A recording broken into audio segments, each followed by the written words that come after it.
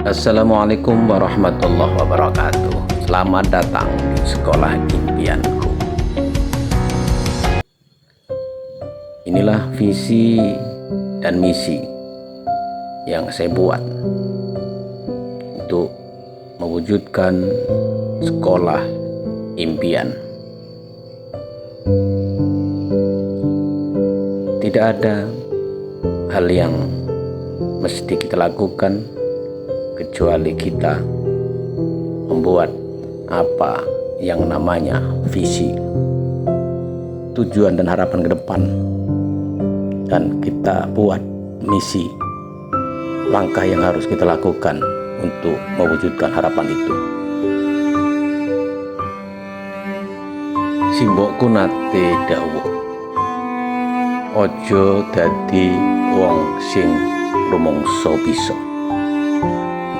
Ibuku pernah bilang ketika saya masih kecil, jangan menjadi orang yang merasa bisa. Jika kita merasa menjadi orang yang merasa bisa, maka sesungguhnya kita tidak bisa. Di sana kita hanya mengandalkan ego. Kita hanya mengandalkan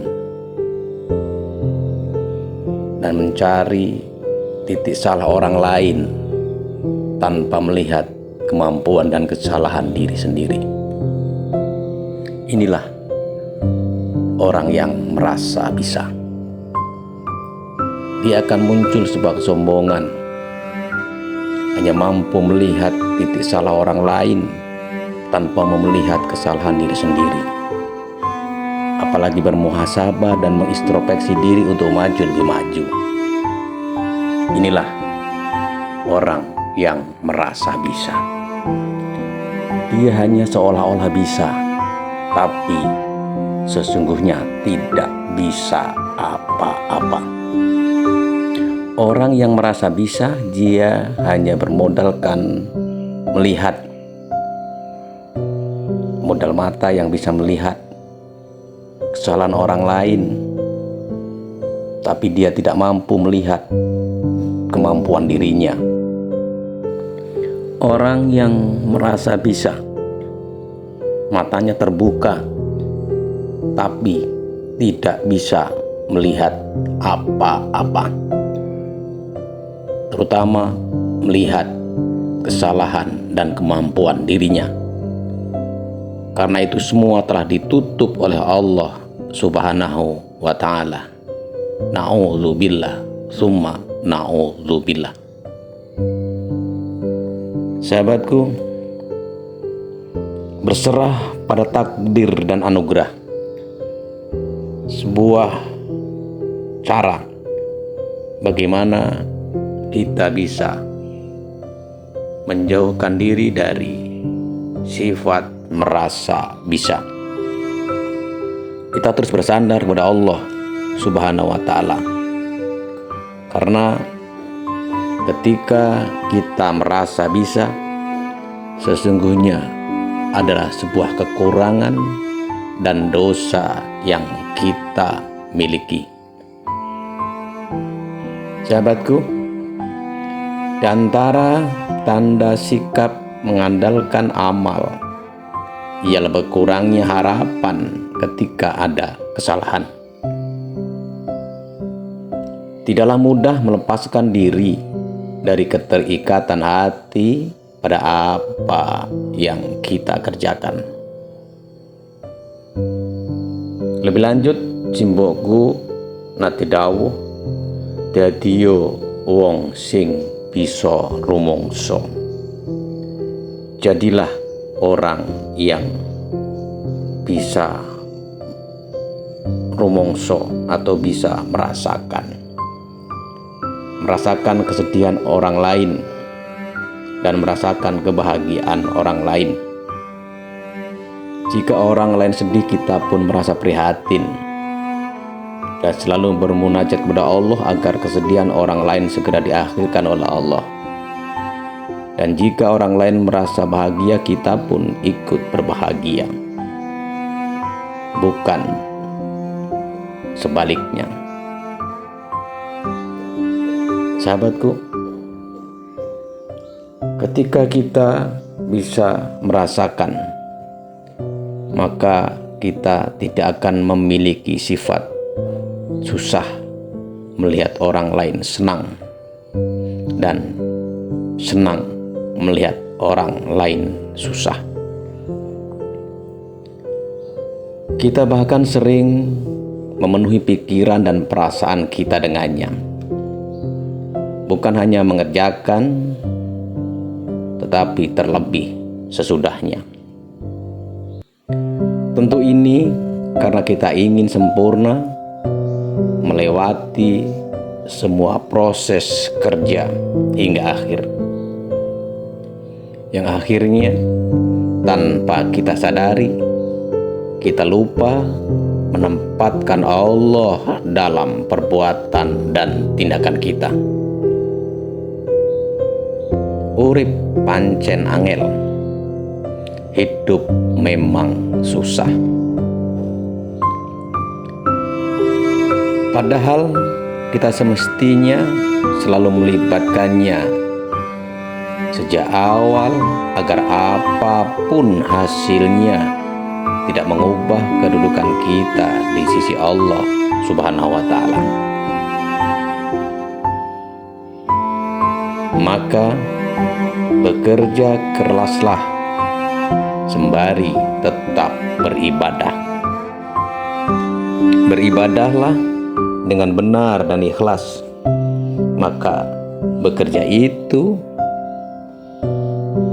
akan memenuhi keinginanmu yang tidak hanya melulu beribadah, padahal Allah masih menempatkanmu pada posisinya. Jika engkau tergoda, senantiasalah luruskan niatmu itu. Keinginanmu untuk melulu beribadah, padahal Allah masih menempatkanmu pada posisi harus berusaha mencari nafkah, termasuk syahwat yang samar. Sebaliknya, keinginanmu untuk berusaha, padahal Allah telah menempatkanmu pada posisi melulu beribadah, merupakan bentuk penurunan semangat dari tekad yang tinggi. Sahabatku, Allah telah menentukan peran unik setiap kita dalam hidup dengan hiasan karakter dasar yang mengiringinya. Untuk yang satu ini, kita sebaiknya bersikap menerima. Tentu tidaklah mudah untuk belajar menjalani peran bawaan ini, yakni menjadi khalifah di muka bumi. Dalam bagiannya masing-masing tentunya. Karena itu, kita mesti menerima dengan wajar perbedaan peran satu sama lainnya. Biarkanlah ada di antara kita yang memperkenalkan diri kepada khalayak ramai untuk membawa mereka kepada kesejahteraan hidup. Biarkan juga di antara kita ada yang tetap tersembunyi untuk menjaga keseimbangan hidup. Dalam bahasa yang awam, kita boleh beraktivitas di dunia formal maupun informal, memperoleh profit ataupun benefit sepanjang tidak melupakan keterkaitan kita dengan Allah Subhanahu wa Ta'ala. Dengan begitu, kita akan lebih mudah menerima kenyataan bersamanya. Gawe apik wae akeh sing ora seneng. Berbuat baik saja banyak orang yang tidak suka. Apalagi berbuat yang tidak baik. Sahabatku, menggebunya semangat tak akan mampu menerobos benteng takdir. Pertemuan antara kehendakmu dan kehendaknya bagaikan angin yang membatasi busur panahmu dengan sasaran. Meskipun perhitunganmu sangat akurat, bisa saja angin membelokkan busurmu ke arah yang lain. Tugasmu hanyalah memfokuskan perhatianmu pada sasaran, mempersiapkan segala kemungkinan untuk berhasil membidik sasaran itu secara tepat. Yang selanjutnya, biarkan ketentuan Allah yang bermain. Karena sejujurnya kita memang tidak pernah tahu apa yang akan terjadi saat busur melesat dan mengarah ke sasaran. Berbelokkah atau tetap lurus? Sahabatku, dimanapun Anda berada, pecinta channel Pendidikan Tanpa Batas, tetaplah semangat untuk berbuat baik.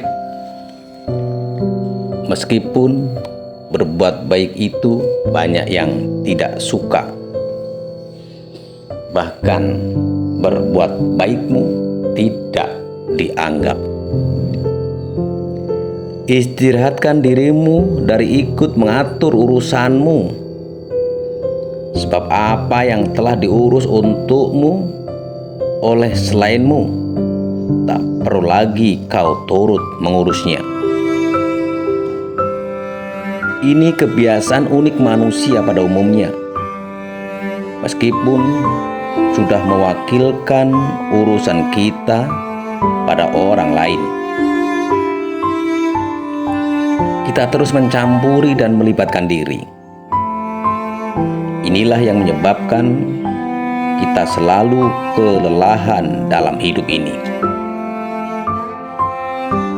Sebab kita tidak pernah istirahat dari hal-hal yang sesungguhnya sudah diurus orang lain. Begitupun kita sangat sering meragukan kekuasaan Allah atas apa yang sesungguhnya telah diurus oleh Allah.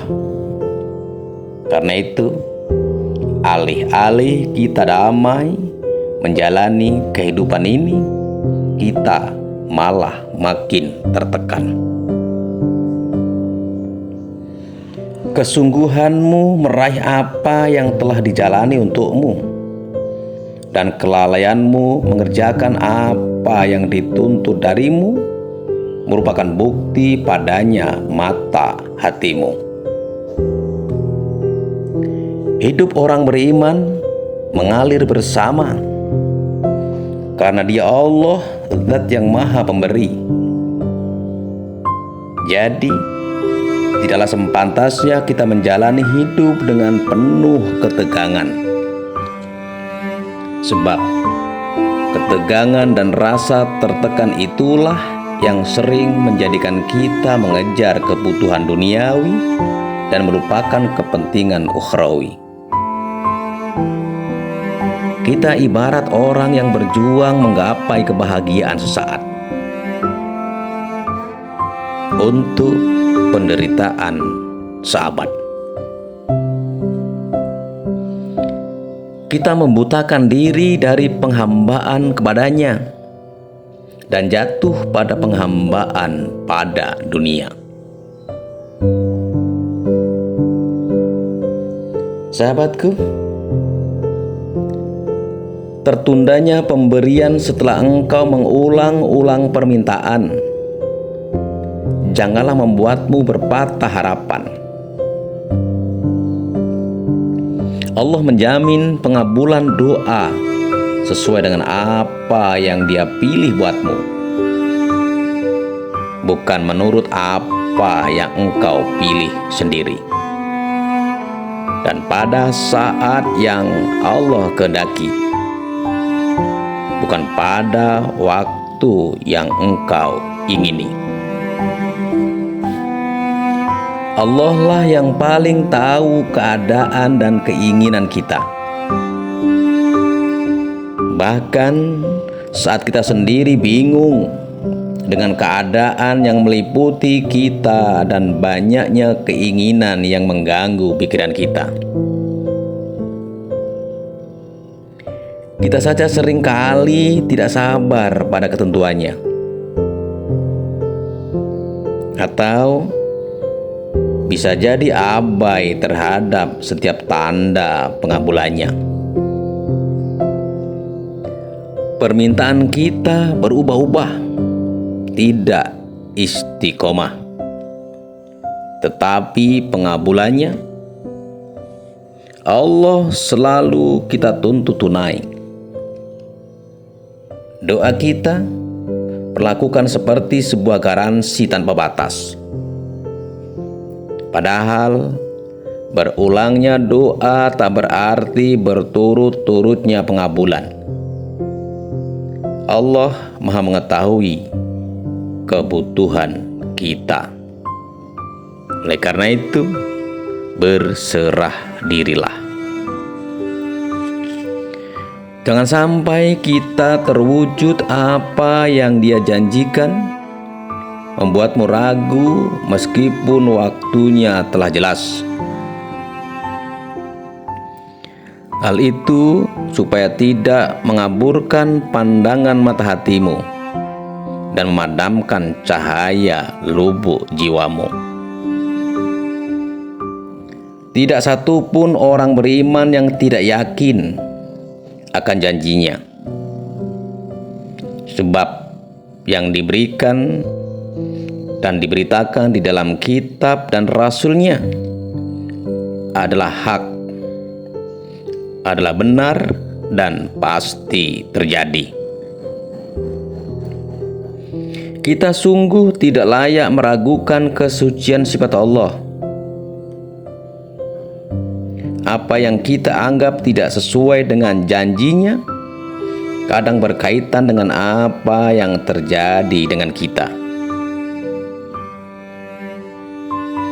Bisa jadi kita sendiri yang hakikatnya belum siap menerima, sebab bergumulnya kelemahan, kekurangan, aib, celah, dan sifat buruk dalam diri kita. Sungguh, sikap putus asa terhadap kenyataan yang harus dijalani dan dialami bisa menjadi tabir yang menutupi kejernihan pandangan kita menuju Allah.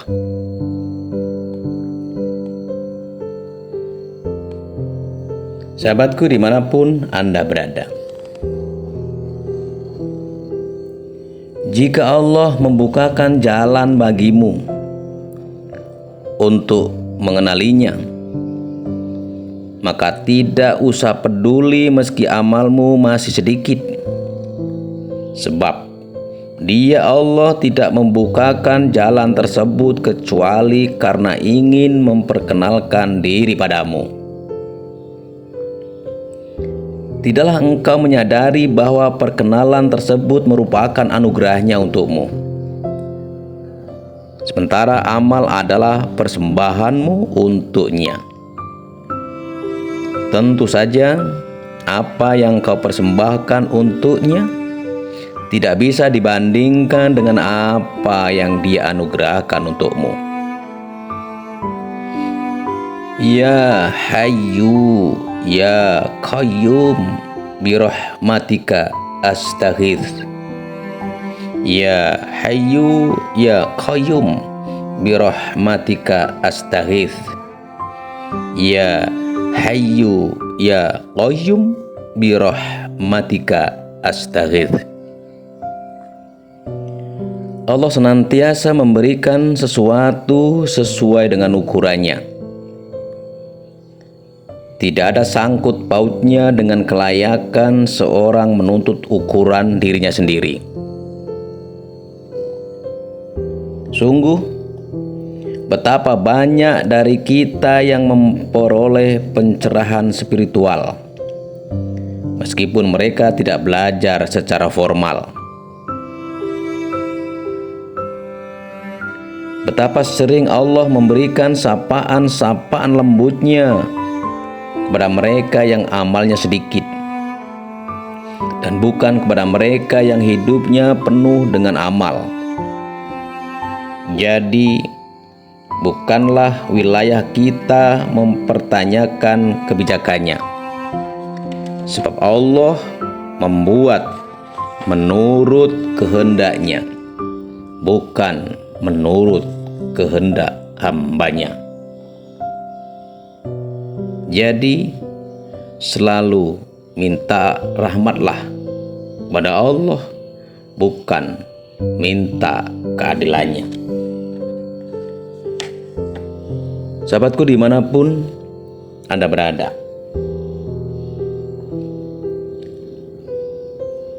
mari kita coba belajar agar hati kita tidak teralingi. Karena jenis amal beragam, akibat kondisi spiritual yang Dia berikan juga beragam.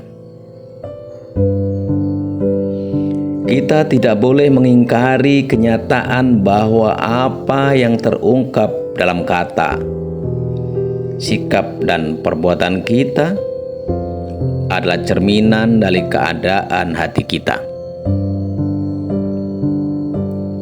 Ini berkaitan dengan asupan rohani yang kita terima. Asupan itu berkaitan dengan keleluasaan dan kesempitan hati kita dalam membangun kedekatan dengannya. Ada saat kita tiba-tiba menjadi sangat bijak dan ramah. Ada saat kita bersikap sangat dingin, dan tak jarang ada pula saat kita meledak-ledak. Untuk semua kondisi ini, bersikaplah tulus dan lurus agar kita bisa melewatinya dengan mulus. Bersikaplah wajar agar kita tidak tercemar.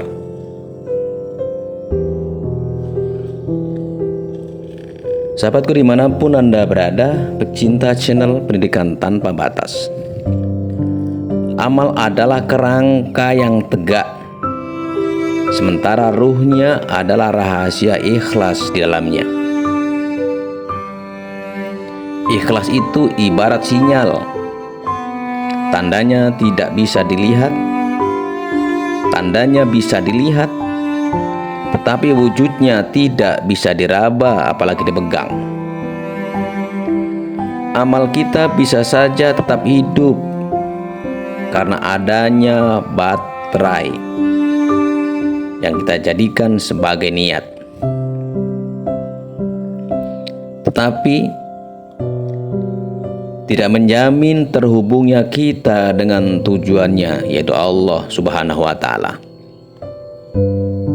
Ikhlaslah yang menghadirkan kejernihan, keleluasaan, dan kebebasan diri kita dari rasa sempit dan tertekan. Kita lebih bebas dan merdeka, sebab kita hanya tergantung kepada penilaian Allah, bukan pada penilaian makhluknya. Tugas kita dalam menjaga keikhlasan dalam setiap amal yang kita lakukan adalah dengan senantiasa meminta pertolongan Allah Azza wa Jalla, memelihara dan meluruskan niat. Benahi,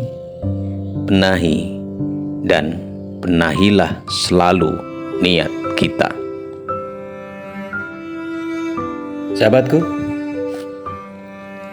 tanamlah wujudmu pada tanah kerendahan, sebab sesuatu yang tumbuh tanpa ditanam, hasilnya tidak akan sempurna. Mereka yang berbuat semata karena harus berbuat. Mereka yang bersuara semata karena harus bersuara. Mereka yang diam semata karena harus diam. Merekalah yang terpelihara dari kesombongan. Merekalah yang merendahkan diri untuk kebenaran, menyelamatkan diri untuk kebenaran, dan mudah menerima kebenaran dari orang lain.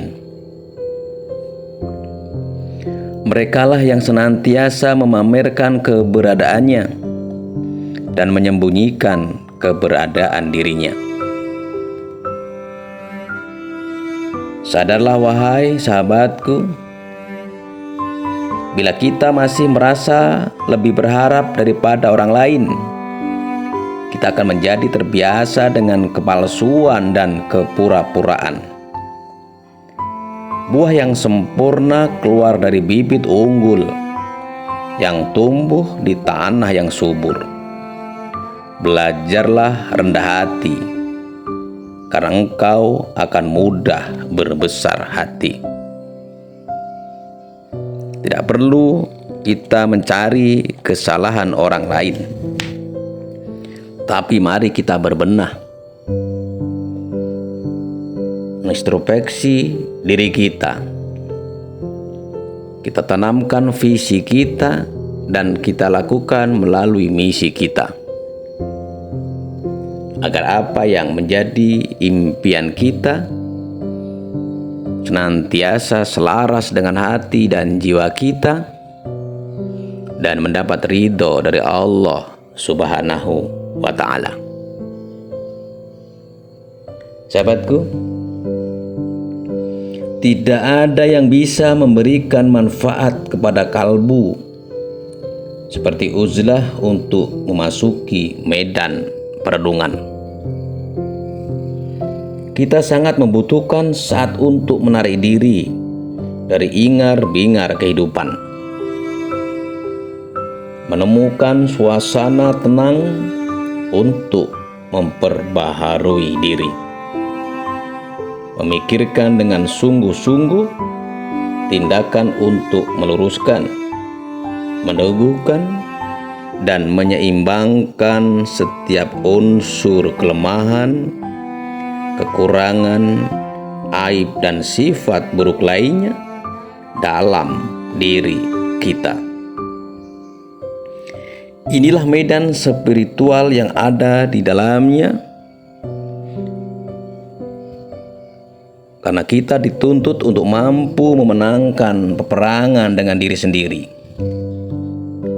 menjadikan hati sepi dari kesia-siaan dan membuat nafsu sendirian dalam permainannya. Setelah itu, barulah kita kembali meneruskan perjalanan hidup dengan kesadaran penuh. Sungguh, saat hening, hatimu akan bening.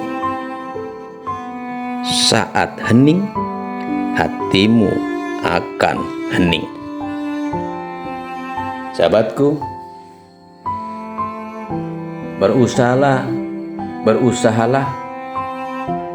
untuk terus meningkatkan kerja dan kreasimu,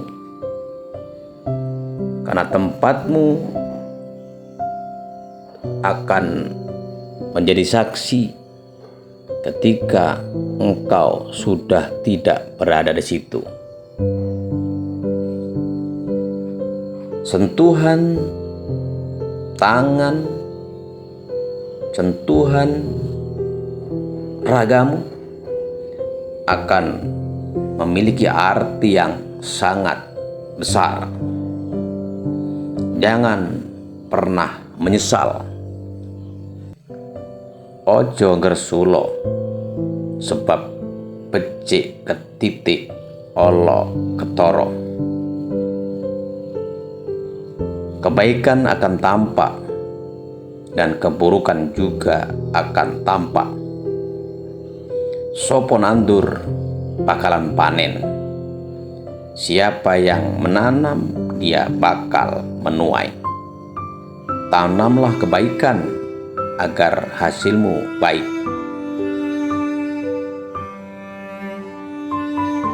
Sahabatku, tentukan visimu dan mulailah dengan misimu agar sekolah impianmu senantiasa terwujud atas ridho dan pertolongan Allah Subhanahu wa Ta'ala. Gawe analisis SWOT ben gamblang. Buatlah analisis SWOT agar apa yang menjadi kelemahan, kekurangan, kelebihan, ancaman, dan lain-lain bisa terdeteksi di dalam menentukan misimu. Mlaku senajan alon-alon, berjalanlah meski secara perlahan. Yakin bakal tumeka marang tujuan mulya.